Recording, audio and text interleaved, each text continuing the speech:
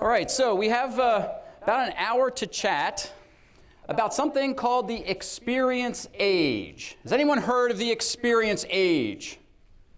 One person. Excellent. What age do most people think that we are still in society? I'm sorry, go ahead and yell it out. The what? 90s. The 90s. We've all heard of the information age, correct? And most people would say, oh, we're still in the information age. No. Information age is so 90s, actually more 2000s, obviously. We're here to talk about the experience age. What it is, and more importantly, why we should care about it as business owners, executives, and as leaders of people. Because the reality is our people, in case you hadn't noticed, are expecting something different today. All of us are expecting something different today when it comes to our employment and our work life. We all know we spend more time at work than we do with our loved ones and playing and having fun. And today's employees, especially the millennials and Gen Z coming in, expect something different. And it's not wrong what they're expecting. And in fact, I think by the end of our hour together, you're going to say, I want some of that too. That's what I want out of my work experience. And so we're not just going to talk theories today. I'm not just going to talk about what the experience age is. I'm going to talk to you about how you can harness it. How many of you are currently recruiting for people? Show of hands. Yeah, all of you, right? And how many of you are struggling to find those people? Exactly. I'm a believer that, yes, the struggle is real. There is no doubt the struggle is real. But I also believe there is a solution. And that solution lies in our time together this morning. So let's go for the ride. Here's the thing. I want you to think about how you as a consumer have changed your habits. Take a look at this list. The pandemic accelerated the whole online shopping thing, right? People didn't want to leave their houses. They were ordering groceries online. They were ordering from Amazon. You name it, right? Maybe the Amazon driver was on a first-name basis with you during the pandemic. Maybe they still are, okay? We've changed. Isn't it crazy? I mean, I spent my, prior to going into consulting, I spent my career with UPS. And I can still remember back in the early 90s when next day air was becoming a big thing. And it kind of amazed us how you could ship something today and it can get across the country tomorrow and it get there. Now we've got, oh gosh, I can be sitting in front of my computer at 11 o'clock at night. I can purchase something on Amazon lunchtime tomorrow. It's on my back deck. It's crazy to think about. That's an experience that we are getting used to as consumers. And what you're going to hear this morning is that today's employees have some of the same exact expectations for experience that we have as consumers, this sense of immediacy, this sense of wanting to be marketed to.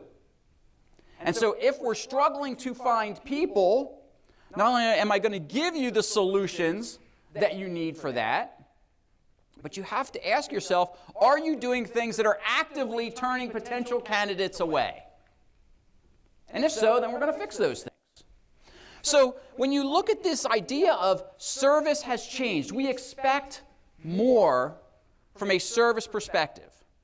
Now, given the state of current events, we're probably a little more tolerant. Maybe you go to your favorite restaurant, you know they're a little short-staffed, so if the food takes a little longer to come out, you're patient, you're tolerant of those things.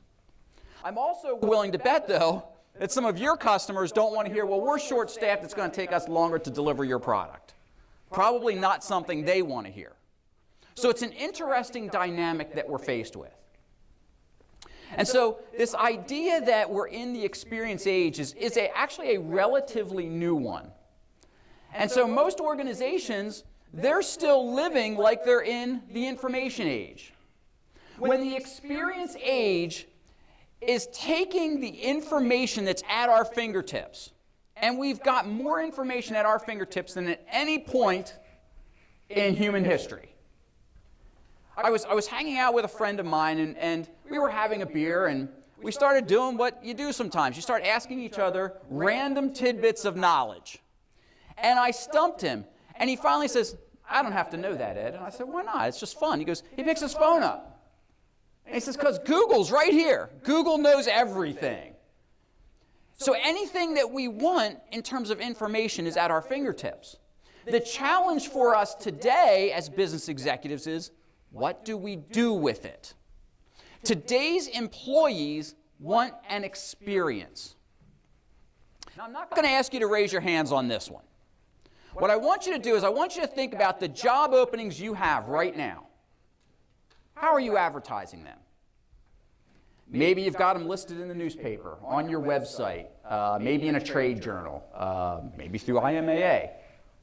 You post and hope.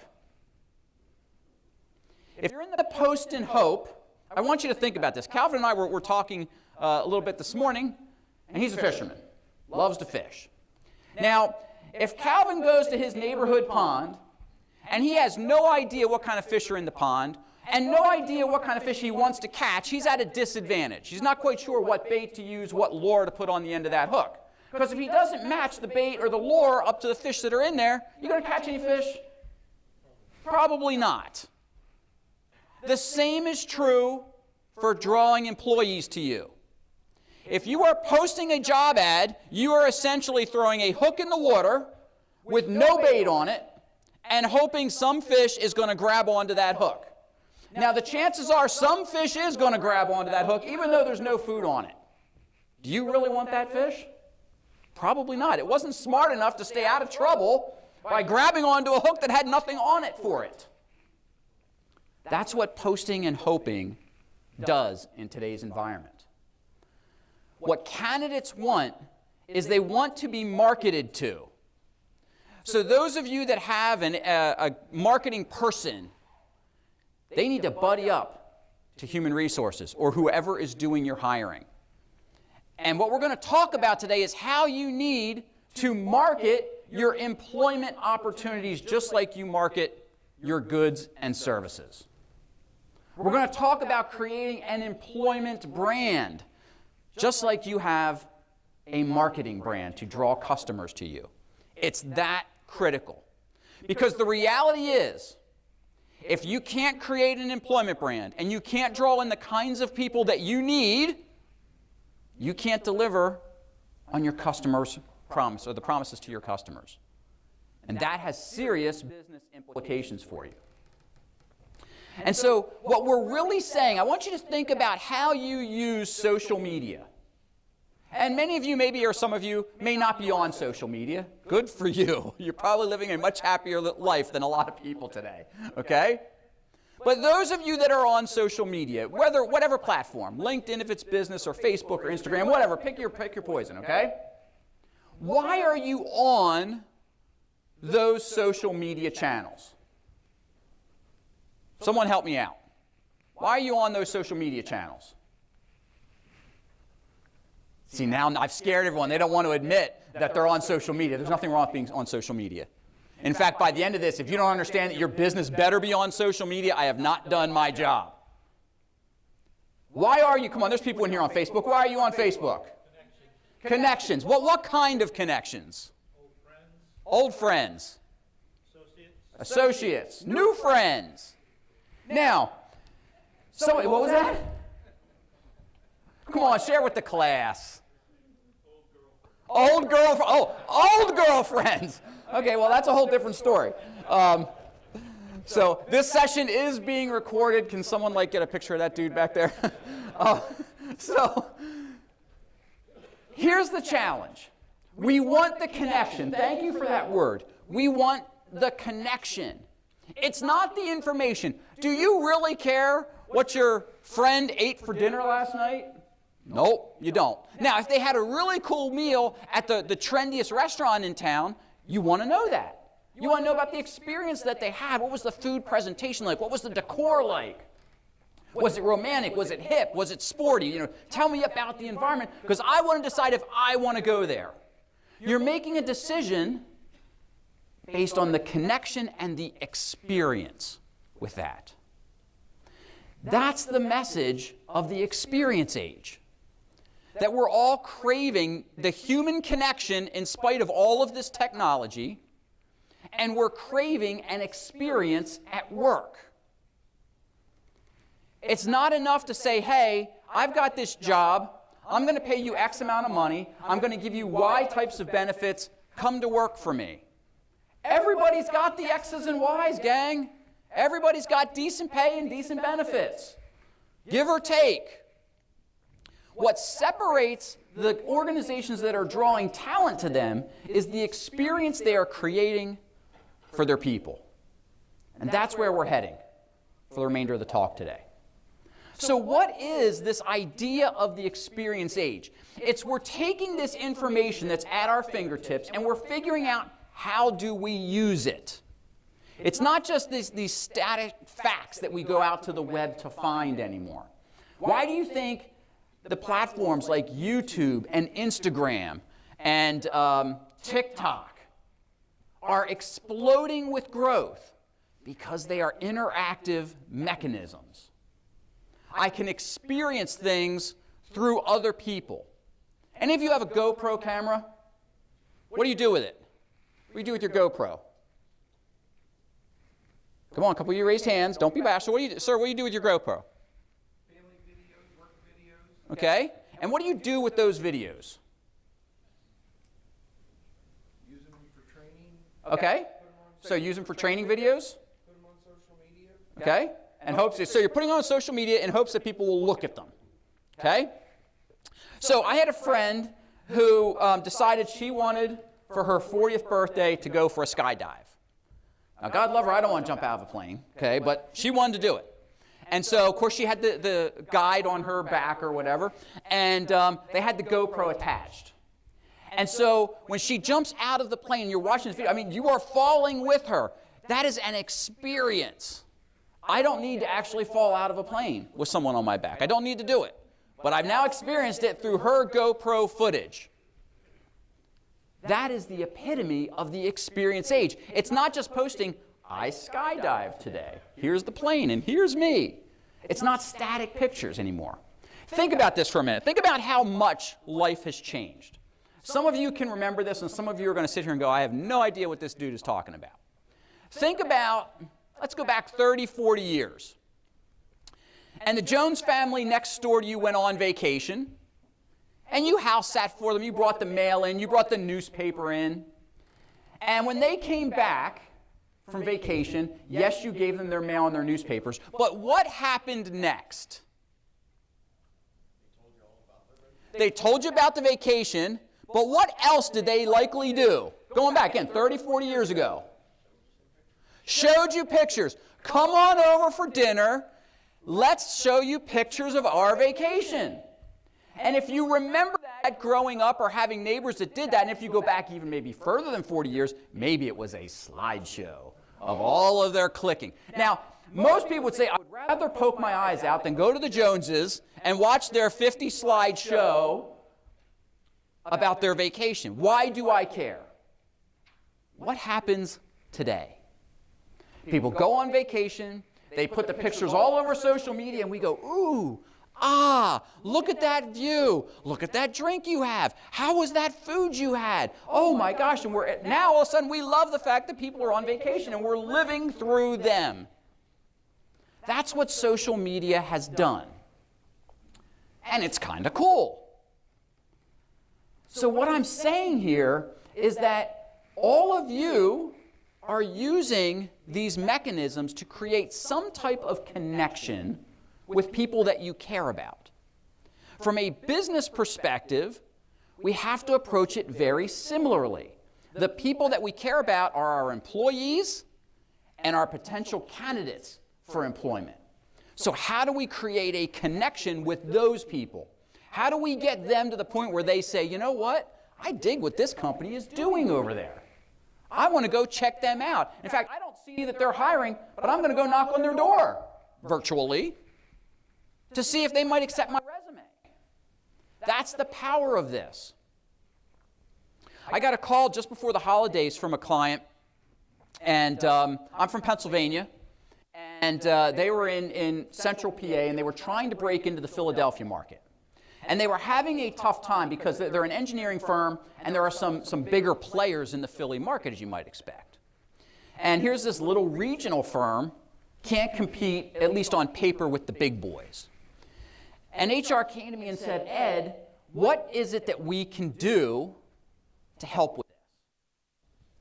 And I said, well, you've got to create a compelling story. These candidates, especially those young graduates coming right out of college with engineering degrees, need to know what you offer that the big boys don't. And because this was an existing client, I knew some of the cool things that they had in place for their people. And so I introduced them to my associate, who is a crack marketer.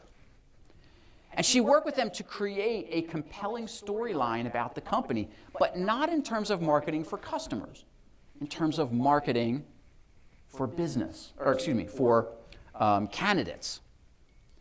And now they're rolling out through social media these stories, these interviews of employees out in the field doing some pretty cool engineering work on bridges, on roads, in parks. They do all types of engineering. And we're starting to see the analytics on their website are increasing. They're getting more and more hits on their careers pages. They're getting more and more interaction on their company LinkedIn profile and Facebook pages. That's the start of pulling these candidates in to say, oh, something cool is going on at that company, and I got to see if I want to be a part of it. And so that's the challenge for us here in the experience age. So what we have to do is I want you to think about what your processes look like now in terms of drawing people in. And what happens once you get a person in? Do you have processes that get in the way of drawing people in? And I'll give you one of the most common ones that I see. I see your job ad out there. I like what I read. And I go to your website to submit my resume. And I do that. You have a nice little link that says submit resume. I do that. It then takes me, because someone in their infinite wisdom, probably HR, no offense HR folks, I'm HR too, but we do some stupid stuff, okay? Someone in their infinite wisdom says, it's not good enough that I have their resume, I'm going to make you type in your entire resume in our online application. Let me tell you something, gang, people will not do it. If you're making them do that and you're wondering why you're not getting candidates, that's why. It doesn't make any sense. You have the information, why are you going to ask me to enter it again? People will not take time. And here's why I stress that. Think about when you do a search online. How often do you ever go below the third or fourth result before you say, okay, that wasn't what I wanted, I got to search something else? Do you ever go to page 2? No, right? Someone's laughing. No, why would I do that? Complete waste of my time. It's the same thing. You don't get the information you want and you're moving on. The candidates are the same way. Most of you can probably remember pre-internet. And if you were going to do a job search, you got to go through the newspaper. You had to type up a resume, type up a cover letter, stick it in an envelope, lick the stamp, put it in the mail. There was a commitment to applying for a job. There is no commitment to applying for a job today. Oh, I like that. Click. I've just applied. Done. No commitment at all. It's just how things are. We're never going to change that. It's where we're at. But we have to learn to play the game. And so when we look at this, that's why I say, do your business processes support giving your people and your candidates the experience that they crave? Or are they getting in the way of things? I was working with a small advertising agency a couple years ago.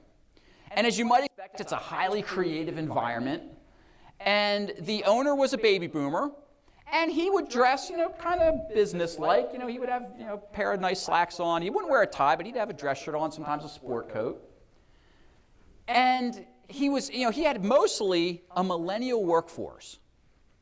And these people were really good at what they did, and they didn't go out to the customers. Now, sometimes the customers would come to their office for planning sessions and things, and people would dress up a little bit nicer on the day the customers came in. But the employees started asking him, hey, Jim, can we just like wear whatever? Can we just wear jeans to work? Why do we have to be in kind of business attire? No one comes to see us. And he was of the belief, well, that's, we're a professional services firm. We have to look professional. The question is, do we want people to look professional or do we want them to deliver professional results? Two very different questions to ask. And in his case, he came and said, Ed, I don't understand this. What is the big deal with what people wear? I said, you're in a creative environment. Don't you want people comfortable? Because you're paying them for their brains and the creativity in their brains to develop ad campaigns for your clients. Who cares what they wear? Now, what does this have to do with what we're talking about? Because it's part of my workplace experience. He was stuck on this old model of, oh, you got to dress a certain way to come to work. That impacted his employees' experience. Then he starts complaining to me that these young people, as he put it, want a Keurig in the break room. He says, I don't understand why they want a Keurig. I got coffee in there. I said, well, wait a minute. So I get that you have coffee in there. Have you ever really looked at what it costs to put a Keurig in there? Well, I don't understand why they want it. Because you can get flavored coffees and teas and cocos and ciders. You can do all kinds of cool stuff. Yeah, but he kept saying, yeah, but.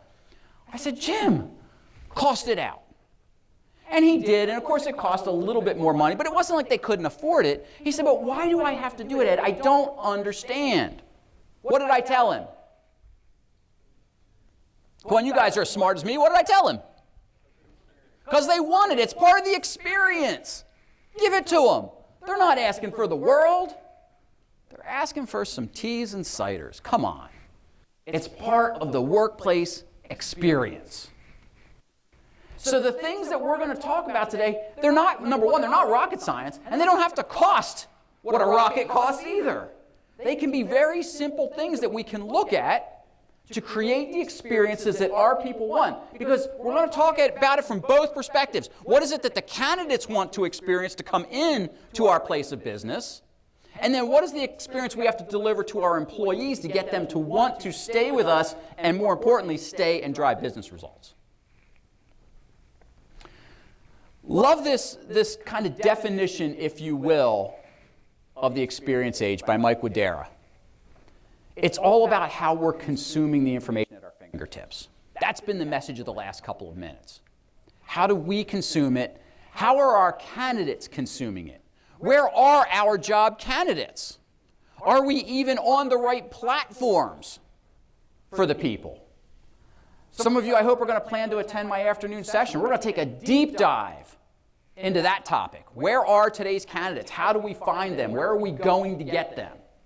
It's going to be a much more tactical approach than what we're doing this morning. We've got to know where our people are consuming the information, which is our job ads and other people's job ads.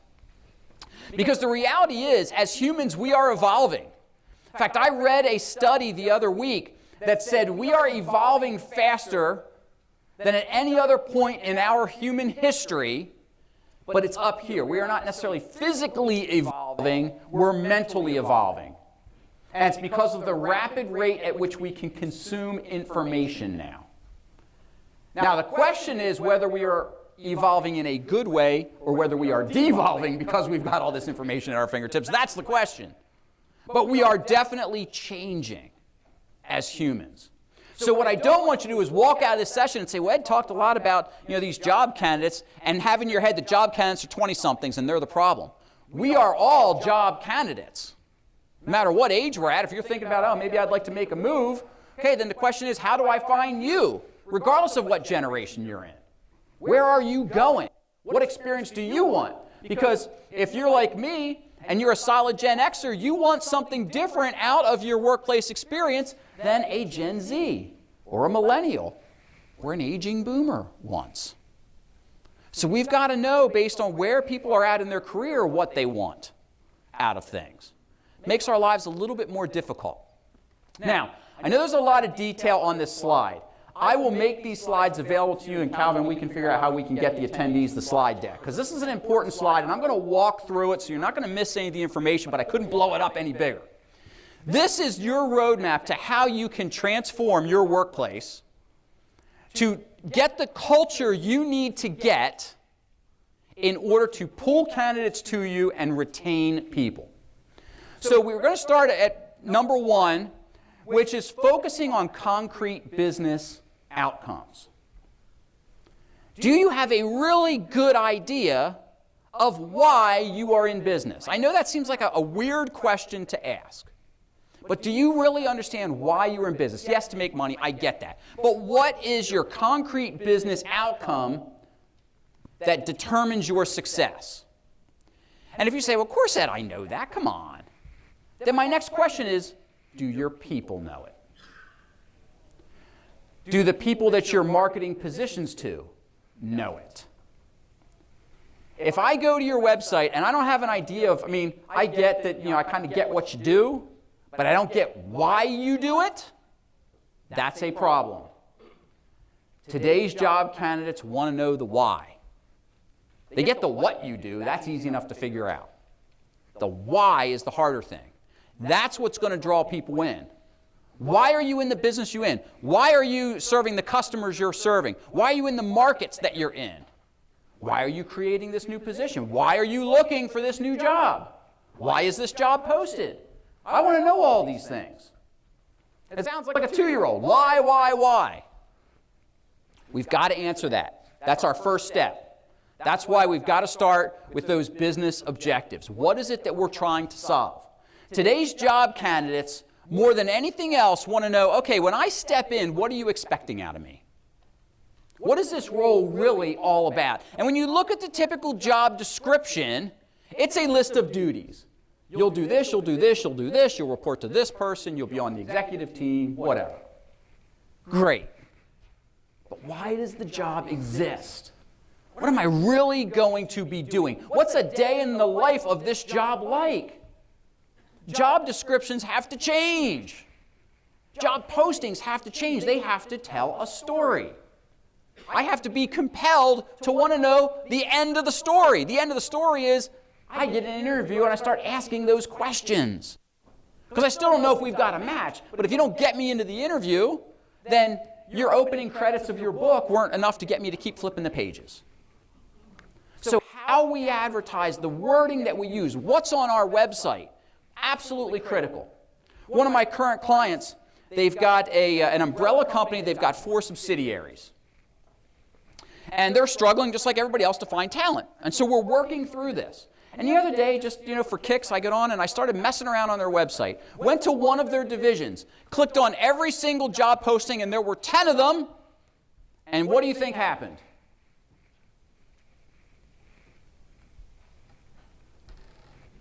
What happened when I clicked on their job postings? Nothing there. There was nothing there. I got the 404 message on every job for that division. I don't know how long it had been like that. I messaged HR and their director of ops, said, guys, you got a problem. And they went, oh, crap. And I said, how long has it been like? Well, we don't know how long it's been like that. When's the last time you got a job applicant? Well, it's been a few weeks. No one thought to check. That's a problem. Do we have, again, go back to this business process. Do we have things like that happening and we just don't know about it? Possibly. Okay, step 2. So once we know why we're doing this, why we need the position, step 2 is to figure out what people's commitment level is and how can we foster that. Do you have the right people working for you right now in the right positions? It's that old, right seat on the bus going the right direction thing. Have you looked at that? This client that had the 404 messages on their website, the owner is majorly struggling on this front right now. We're doing some work with the executive team, and he and I have had some very serious talks because I believe that a third of his executive team needs to go.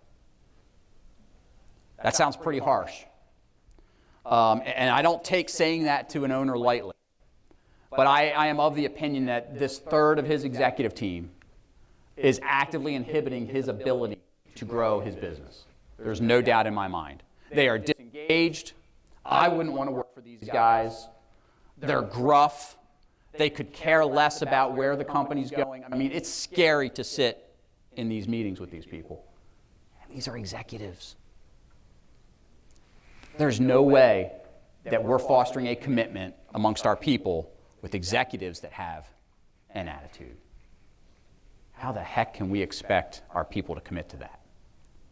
So do you have the right people? Do you need to rip the Band-Aid off and say, you know what? I might be better off with an empty chair versus the wrong person in the chair? I can't answer that. Only you can answer that. But I guarantee you, some of you are thinking about some dead weight that you have right now. And you're probably holding on to that dead weight because, gosh, if I get rid of them, where am I going to find someone? I get it. It is a challenge. And it really comes down to, what's the lesser of two evils? Having the person who's not driving business results and maybe hindering the commitment of others, or having that empty seat for a period of time until you find the right person. Only you know the answer to that. But it's a legitimate question you need to be asking yourselves. Now, once you foster the commitment, now the next thing comes our experience. So I'm committed to you. I buy into why we do what we do, the work that's happening. Now, am I going to have the experience that I'm expecting? Or did you sell me a bag of goods? I can remember back in my UPS time, I had a rotation through operations before I ultimately settled into HR. And when I settled into HR, now mind you, this was back in the mid-90s. We were still using VCR tapes for training back then. And I remember this one tape showed the packages coming down the belt. They were all perfectly square boxes, perfectly weighted, and the guy would pick the box up and he'd be smiling. He'd go over here and he'd put it in the truck, and then he'd come back and this was the training video. And I refused to show it. And my manager said, Ed, you have to show it. It's part of our onboarding. I said, I refuse to. Why did I refuse to show it? And I won my battle on that. Why did I refuse? It wasn't accurate. Did you work at UPS? Do you know that? Anyone in here have ever worked for UPS? A couple of you? Is that an accurate depiction of what happens in a UPS? But absolutely not. And I'm not saying they're trashing boxes. Don't get me wrong. UPS, great company. But stuff comes down. It's odd shaped. It's weird. It's weighted funky. If it's coming from California to Massachusetts, a lot of hands are touching that thing. It's not some pretty box anymore. Okay? That was not the work experience. So I replaced that with, hey, we're going out on the floor. And we did that during interviews because I wanted to give them, hey, this is what it's really like. And guess what? If you were getting hired for the 3 a.m. to 8 a.m. shift, when did I interview you? 4 a.m. You can't make it in at 4 a.m. and be coherent in an interview. How the heck are you going to do the job? Again, that's a business process. But that's part of creating the experience early on for the candidates.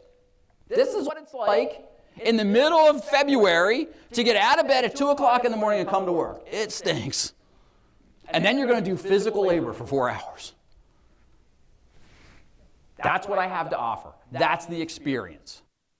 Some people wanted it. Great. I wanted it. Worked me through college. Great. But we have to paint the picture of the experience now. And some people say, well, Ed, I don't want to bare my skeletons. What happens when you don't bare your skeletons? Early on in the process. Number one, people are going to find them, and then what happens? They're not going to be happy. They're going to decommit. They're going to leave. You spent all this time and energy to get them in. You hid all your warts. And now when they see you first thing in the morning with all your warts, they go, whoa, not what I committed to. And out they go. It's a problem for us. Yes, the candidate experience in interviewing, it is like dating. There's give and take. We're trying to figure out if we've got a match here. It's a courtship. And even I would say that once you commit to the employment relationship, it's still got to be a courtship. It never goes away. The honeymoon phase should never go away with our people because there's too much at stake if we lose their commitment to us. Next step along the chain, number 4 there, is we've got to look, if you've got a bunch of different roles, you've got a larger organization, you're probably thinking, well, gosh, Ed, where do I start? Start with your most impactful roles. Identify which ones they are. And before you go to the top of your org chart, I want you to really think about what impactful means. If I go back to my UPS days, when I was hired there, and I worked that morning shift. And so we would unload the tractor trailers, the packages would get sorted, we'd load the brown trucks up, out they'd go for delivery. Now most people think, oh, well, if I don't get my box on time, it's the driver's fault. Not the driver's fault. It's the hungover college kid who can't read properly at 3 o'clock in the morning, throwing your box on the wrong truck. Now, that hungover college kid is not necessarily thinking, if I make a mistake here, it's going to impact somebody on the outside world. Because that's not typically how we think about and talk about frontline people who may not be customer-facing. But we have to create that image in their mind. Here's what you do, and here's how it contributes to the big picture, and how what you do matters to our customers, even if they never ever see a customer. Had that been explained to me, maybe I'd have been a little bit more focused at times. Maybe I wouldn't have made as many mistakes, because we are going to make mistakes. Okay? It's not a reflection of our level of commitment if we're making mistakes, but we can limit them. I can be highly productive. I can understand the end result of what's going on. And so when we think about that, if I want to solve my delivery issues, I probably have to start with the people that are loading the trucks. So that's a highly impactful role for UPS. What impactful roles do you have that might be a part-timer or a seasonal employee or someone, again, who will never see the customer? So don't just think when I use that term impactful that it has to do with the hierarchy on your org chart. In fact, many times what I find when I do this exercise with organizations, some of the most impactful roles are down near the bottom of the org chart. They're the movers and shakers of the organization. So start with just a couple of roles and revamp. It's what we've done with this engineering firm. We started with a couple of key entry-level engineering roles that they were struggling to fill. Said, let's just start here. Let's start small, let's commit to these couple of positions, and then as we get the success, we'll start rolling that over into other positions. Just like anything else, you get that taste of success, you know what's working, now you can build on that. That's how I suggest you start this process. Now, if we continue along the track, we get to number 5 here. Number 5 talks about changing behavior. When we're changing behavior, we've got to think about it in terms of, number 1, attitude, and number 2, physical behavior. Are people acting in the way we need them to act? So what's the message that we've been cultivating all along about the experience? What's the message that we've cultivated all along about our mission, our vision for the organization, our commitment to our customers, our commitment to our brand? Are people living those things out? Are they able to live those things out as part of their workplace experience? Because 5 is the pivot point here. If we do all this background work, yet you continue to interview people in the same old way, and you continue to post jobs the same old way, then none of those first 4 steps matter because we haven't changed our behavior. So even the way we interview candidates has to change. It used to be, it's all about behavior-based interviewing. And there is still something to that. But remember in the interview, your job is to be a salesperson for your organization. Do not mistake that. You know that all of your, you saw all the hands in here. All of your friends are hiring, your competitors are hiring, and when I say competitors, it's not just the people in this room in this industry. Certainly many of the jobs you're interviewing for, those skill sets are transferable to other organizations outside of your industry. So your competitors are not just people, say, in the aggregate industry. If you've got someone with transferable skills, if you've got truck drivers, and I know you do, they can drive truck for anybody, right? They don't have to be inside your industry. So we have to know what our competitors are doing and how are we maintaining the engagement of our people so that they don't think about looking to those competitors. And we're going to see the difference between engagement and experience here in a moment because they're not the same thing. So if we don't change people's behaviors, including in many cases ours, ownership, executives, managers, in how we interact, how we interview, how we cultivate the relationships with our people, nothing else that we talk about on this chart is going to matter. So that's where we start to look inward now. at our culture change.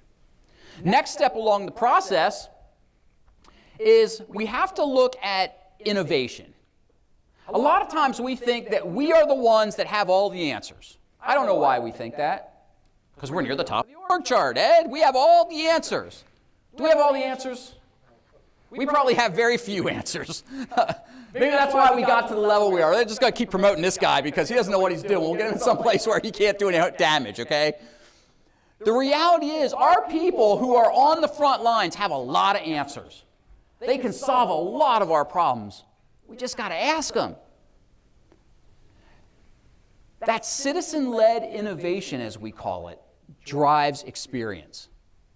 Please don't underestimate the power of asking someone, hey, we've got this problem. We're not sure what to do about it. What do you think?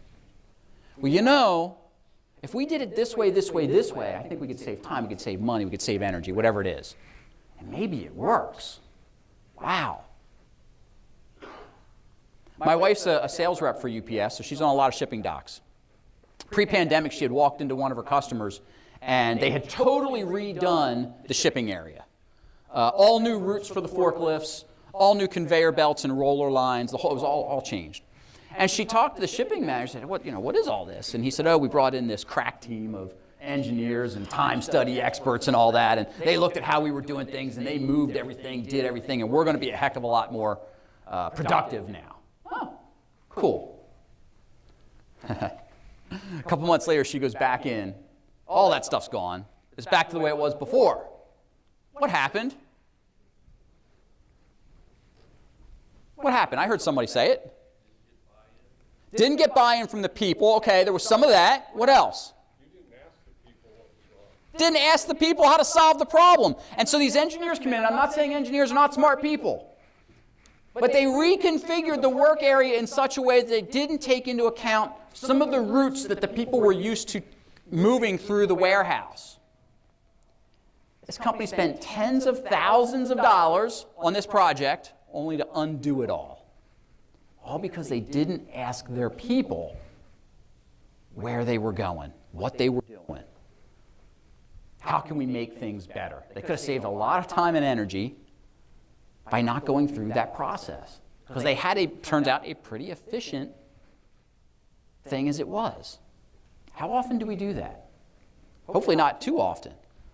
But don't underestimate your people. That's part of the experience they're craving. If you fostered the commitment in them, then they do care about your company, your goals, your objectives, your customers. So ask them how to improve things. And be honest with them. Hey, I may not be able to do all these things. You might give me some really cool ideas. We may not fiscally be able to do it. It may not be the right time to do it. There could be any number of reasons why you can't implement it. And that's okay as long as we're open and we've got that communication line going with them. We can maintain that commitment. And that's what's critical to spur the innovation and the creative idea process. So moving on, if we go to where are we at now? We are at number 7. And that's planning out enough time to ensure that this is a comprehensive journey. Again, depending on the size of your organization, you got a couple hundred people, maybe a couple thousand people. You don't do this overnight. You don't change your culture. You don't change how you do things from a people perspective. You don't say, oh, that dude at the conference, he's got some good stuff. I think I'm going to do this. Let's mark it for Q2 of this year. No, how about Q2, 3, 4, 1, 2 of 2023 as well? Because depending on the size and depending on where your culture's at, currently, it's going to take time to change. And that's okay. But it is a comprehensive journey. And what you're going to find, if you've ever done anything like the lean type stuff, it's like always a constant journey to improve quality, to improve your lean operation. This is very much the same. Culture is it's like an amoeba. It's always kind of moving and morphing around. And it can move and morph in a way we don't want it to if we don't pay attention to it. I had a business owner look at me one time. He said, Ed, I don't have culture in my workplace. That's like saying your family has no traditions. Come on. You've got them. You just don't know them or you haven't identified them. You have a culture. You just haven't identified what it is yet. And if you have identified it and it's where you want it to be, great. If it's not, what are you doing about it? Because I guarantee if it's not where you want and need it to be, you probably have more openings than you'd like, and it's probably taking longer to fill those openings than you'd prefer, And I'm willing to bet your back door keeps flapping open and people are walking out. That's what happens. Those are the key indicators of a culture that's struggling. So, continuing on our journey here. Number 8 is an interesting one. Engaging with your influencers. So just like we identified earlier in this process that we've got to look at those high impact positions, now we're going to look at our high impact people. And again, don't get stuck thinking that the only cultural influencers are those at the top. There are a lot of peer level influencers in your organization. And hopefully you've identified those people. Those are the folks we want to engage and get on board now. In fact, I would say bring those folks in early in this process. Get them bought into why you need to change things. Let them be the innovative citizens to help you with some of the solutions. These are the people that probably care the most. They show up to work every day with a smile on their faces. They're the get-it-done types of people. And they're not necessarily the 20-year employee. They could be the 6-month employee. But you know who these people are. Buddy up to them. Put your arm around them, figuratively. And work with them on how can we make our culture better. What are the things we need to improve around here? Even if you think, you're listening to this, you're like, oh man, everything I say, you're just checking, yeah, we got it. Great. What do you got to do to keep it? It's just as hard to keep a good culture, to keep the employee experience moving as it is to create that experience. Next up on the list. This is the tough one. Number 9 is include everyone but the unwilling. You're going to have people who don't want to get on the bus with you. In fact, they may stand in front of the bus to keep it from moving. What you have to do is decide, what are you going to do with those people? It goes back to the question, is a warm body in the seat better than nobody in the seat?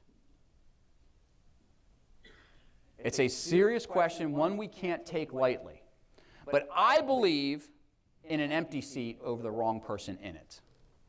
Because the wrong person can destroy what you're trying to achieve. I want to go back to that advertising agency. The owner was looking for a successor. There was no one in the firm that felt comfortable or was in a position to begin to buy into ownership of the firm. And so he had to look to the outside. Found this young guy, and he said, Ed, I want you to come in and chat with him before I make the hire. I said, sure, happy to. Sit down with this gentleman and just ask him some basic questions. I mean, it's not an interview. It's just kind of feeling him out, see if he's going to fit with this organization. And I'll hesitate to call him a kid. That's not fair. He was in his early 30s. But at one point in our chat, he stops and he looks at me and he goes, who are you? And I said, well, I'm a business consultant, and I work with the owner on some of the cultural things around here and some of the business process things. Well, what qualifies you to do that? I said, oh. So I told him a little bit about my background in a pleasant way. And he says, well, what experience do you have in the advertising industry? Well, what does that matter? I've got a lot of experience with people. And it became adversarial. Now, what amazes me to this day is, I guess he didn't realize that I was going to go to the owner and say, look, this guy has a problem. You know, this is bad news, which I did. What do you think the owner did? Come on. I'm sorry? Hired him anyway. I said, okay, it's your funeral, man. This guy is a mess. 3 months into his employment, I get a call. Ed, I need your help. They sent him out to their largest customer for a tour of the customer's facility. This was a chicken processing plant. Now, if you ever want to know what life is like in a chicken processing plant, go ahead and YouTube it. It's not pleasant. It's not a very pretty sight. This gentleman made it quite known how ugly of a sight it was, how disgusting it was. He's using these terms in front of the customer. Largest customer of this firm, 20% of the revenues. And this guy's like, I would never eat chicken again. This is disgusting. I can't believe people do this. He's going on and on and on. But it doesn't stop there. He starts hitting on one of the females who's an executive with the client who was married. So the owner says to me, what do I do about this? To which I responded, fire him. Did he fire him? No. I want you to coach him, Ed. I don't want to coach him. I'm not going to coach him. He is not coachable. I'll talk to him. I'll crack the whip a little bit, you know. That's it. So we had that talk. 2 months later, I get another call. Ed, I think we got to fire him. What do you do now? Well, sexually harassing one of the women in the workplace. No need to say the things he was doing. It was ridiculous. It was uncalled for. We finally fired him. And guess what? He was blown away. He couldn't understand what was going on. This guy single-handedly almost destroyed a relationship with a 20-year client that represented 20% of the revenue of the firm, nearly drove out 2 of the young female up-and-comers in the organization by his behavior. That's a problem. We've got to look at those kinds of people. So last step in the process, if we can get that back up on the screen, please. Or I'll just tell it to you. How about that? Last step, tracking your results. Remember we started off with those business objectives? Now we're tracking where we're headed. Are we getting the results we wanted? I mentioned with the engineering firm, right now we're measuring the hits to the career page on their website. We're measuring the interactions on their LinkedIn, their company LinkedIn profile, the company Facebook pages, to measure the level of interaction and whether that is changing. And it's moving in the right direction. As we increase that, then we'll start tracking conversions. How many people that are hitting our site are actually applying for work? How many of those people, where are those people coming in from? What doors are they entering through? We've got to understand those people metrics if we're going to make a change. Now, when you get these slides later on, can we please get the slides back up on the screens, please, guys? There's a lot of text here. I'm breaking every rule of presenting. It's only on here because you're going to get these slides. I want you, when you get them, to look at the old rules of the employee experience and the new rules of the employee experience, because there is a lot of magic here. We don't have time to go through this in depth, but I wanted to get this into your hands. How we do things the old way, I guarantee you're going to find some things on that left-hand side that you're doing. You got to stop doing them. You got to move them over to the corresponding thing under the new rules. That's what's going to change your environment. So again, you'll get this in the packet post-conference. So here's the thing with employee experience. Employee engagement is making people happy. I buy them pizza today for lunch. They're happy for lunch. Hey, we had pizza today. Do you think tomorrow they care that they had pizza for lunch today on the company? No, that happiness is done. Oh, this Friday is the birthday party for everyone who has a February birthday. Cool, it's fun. We all share cake. We sing happy birthday. Do you think by Monday they're still like, hey, they sang happy birthday to me? No, it's done. Now, I'm not saying don't do those things. Those are cool things to do to create engagement and a happiness. Don't confuse them with the things we've been talking about with regards to experience. Okay? We've got to blend the two. That's the middle point, where you've got people happy and you've got people committed, and they blend that into, hey, this is the kind of place I want to hang out with. I'm willing to give you my time, talent, efforts to drive your business results. That's engagement turning into experience. So don't get rid of your engagement activities. They're important, but don't think that they drive an employee experience. They're only a piece of it. So I'm going to wrap up with this idea of brand promise. What is your employment brand? You've got one, but do you know it? That's the question. You probably all know your marketing brand. Let me give you a marketing brand. If I say Nike, you say, come on, say it. Just do it. It's their market, but we all know it. Their people live it when it comes to innovation. Do it. Figure it out. What's the latest thing we can do with a sneaker? Or athletic wear, or sports gear, whatever it happens to be. Figure it out. So their marketing brand has bled over into their employment brand. Walt Disney World is the happiest place on earth. They better be making their employees happy, because our experience isn't going to be happy if their employees aren't happy. Okay? Now, no company's without its warts, obviously. I mean, you could troll Disney online and find all kinds of, oh, this is what it's really like to be behind the scenes, and oh, it's, okay, great, I get it. You want to know what's going on? You guys ever heard of Glassdoor.com? You never heard of it? Get on it and type in your company's name. Now, you're going to see all the people that you fired for the last 10 years on there griping about your company. I get it, okay? And you're going to have to take it with a grain of salt. But I want you to look at it.